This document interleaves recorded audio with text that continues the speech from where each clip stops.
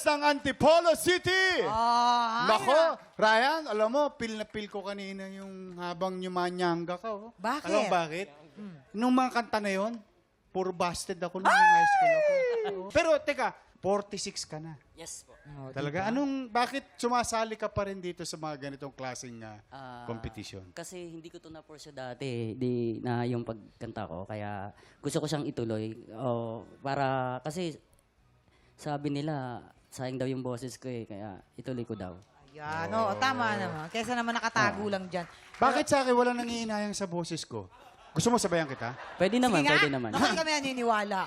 Naku, sige nga. Di maamin ng damdamin Na ngayon'y wala ka na sa aking piling. Okay, mama!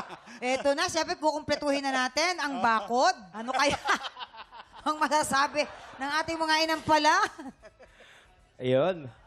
Na-enjoy ko yung performance. Nakakatawa po kayong panoorin. Ang gusto ko sa performance nyo po ay ang linaw ng mga salita at effortless yung mga high notes. Yung ikaw ba rin ang na... Sobrang parang hindi siya... Wala lang. Kung meron man po akong note, yung kaba ay nakikita namin sa performance. I think may certain parts, Tito Renz, na nakalimutan niya yung words or nagkamali siya sa lyrics. So ang masasuggest ko lang po, tama po, it's never too late to still train and still improve. So sa susunod po na pagsali nyo, hindi ko alam kung nakatulong yung mga kumikislap-kislap sa inyong outfit. Pero kung ano man ang makakatulong sa inyong confidence, ay dalhin nyo po at bitbitin nyo pagdating nyo sa performance. So congratulations Yes po. Thank you po, thank you po. Thank you po sa comment.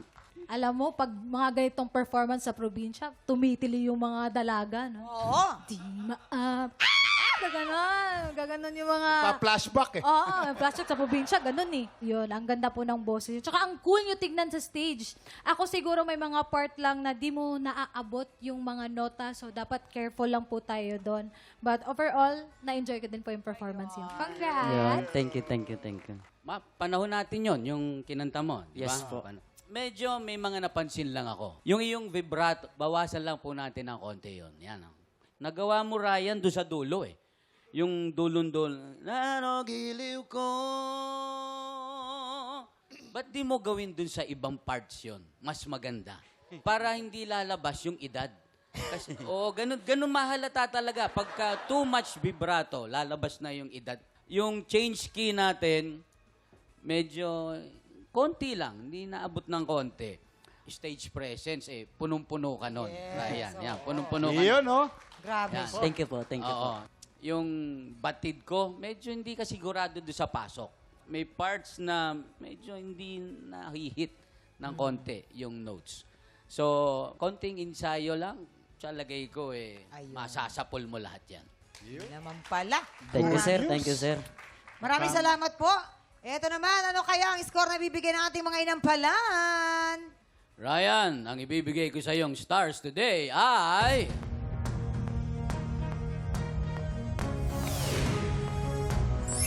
3 stars! Thank you po, thank you, sir. Ang stars na ibibigay ko ay...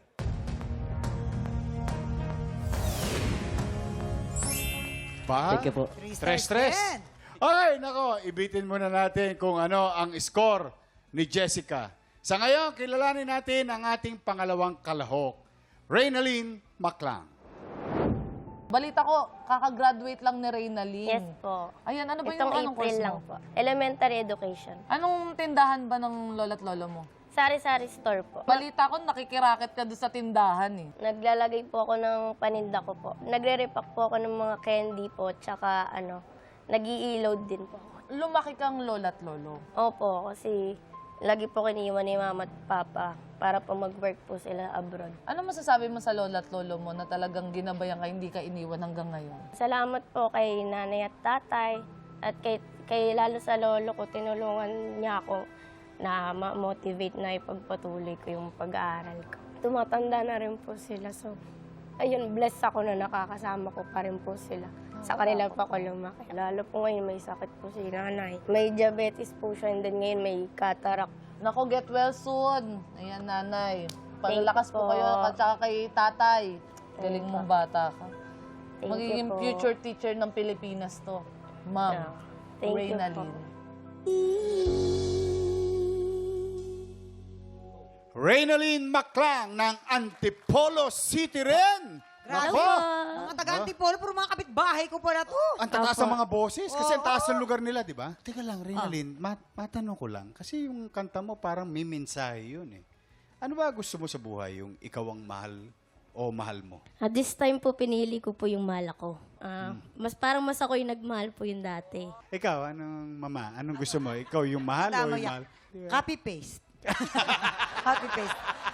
Ay, ako na naman. Mahal ang bilihin. Wag na ako na naman. Di ba? Hindi. Gusto ko yung ako naman yung mahalin. Yung pagmamahal ko na meron ako ngayon para sa mga anak ko na yun. Yeah. Diba? Hello? Dakilang ina. Yan. Yeah. Okay.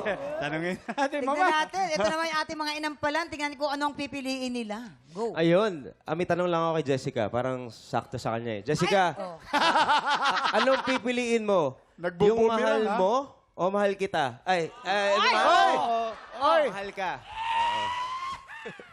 Hoy! Breaking news. Ano ako? Ay, mahal man ang motor. Nag-blush eh, oh. Mahal ko ang sarili ko. Ay. Love Parang yourself. Parang may hugot ka Love doon. yourself. Yan. Ganon. Mukhang na broken-hearted din to mahal si ako, Jessica. mahal ako. Oh. Unahin ko muna yung na-appreciate ko. Nung patapos ka na, I like the way how you ended the song. So yung vocal expression mo, naramdaman ko siya towards the end. Although, naramdaman ko lang na sa low notes, medyo nag-struggle ka, medyo sumasayad. Pero dahil importante kung paano ka nagsimula, naka-apekto yun sa kung paano tumakbo ang iyong performance. So, more linis dun sa mga ganong parts. Pero dahil nagustuhan ko naman kung paano nag-end, paano mo kami inhatid doon sa dulo ng awitin, nagustuhan ko rin ang iyong performance. Nabawian ka sa dulo. Salamat po. Yes.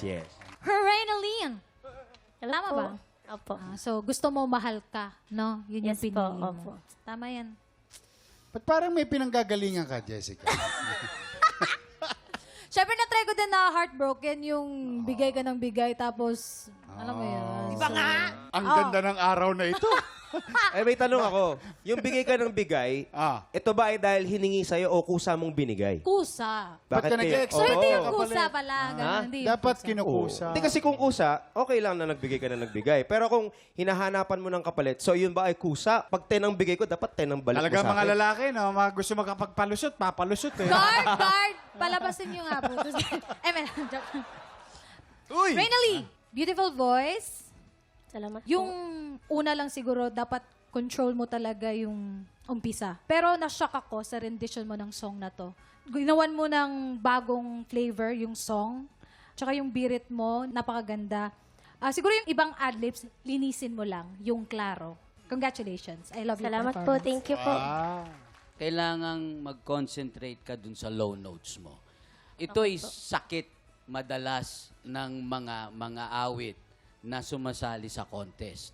Dahil they always concentrate on the high notes. Dahil yun yung magbibigay sa kanila ng magandang impression ng inampalan. Pero hindi nila napapansin na ang mabababang nota, pinapakinggan din namin. So, dapat siguro bigyan mo ng pansin. Lalo na itong first 2 stanzas nung kanta, nandun lahat, mabababa lahat yun. So, kailangan mas sigurado ang tumbok mo ng bawat nota. Pag nagawa mo yon, perfect. May napansin lang ako, dun sa mga dulo, lagi ng mga adlibs mo, medyo kinakapos ng konti. Kasi kung minsan, yung ini-skala mo yung iba-ibang notes eh, kailangan masapul mo bawat nota nun. Kasi mas masarap pakinggan. Yun. Okay Thank po. you. Thank you po. Eto na. Anong score naman kaya bibigay ng ating mga inampalan? Reynalyn, ang ibibigay ko sa iyong between ngayong araw ay...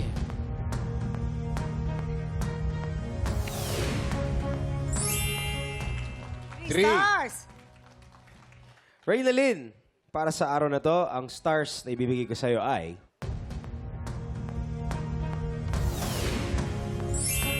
3. 3 stars din. Ako, mamaya natin ipapakita ang scores ni Jessica. So far, kayong dalawa ni Ryan ay meron ng tig 6 stars. Naku. Nako. Samantala, sa mga gustong mag-audition sa tanghalan ng kampiyon, ng mga tiktropa natin dyan, please watch this. Tinatawagan ng mga Pilipinong may tapang ng kampyon at boses ng kampyon. Ito na ang pagkakataon mong ilaban ang iyong pangarap.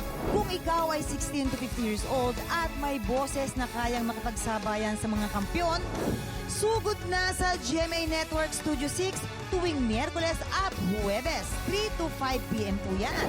Hanapin lang si Romel Bago, ilabas ang iyong pusong kampyon dito sa Tanghalan ng Kampyon!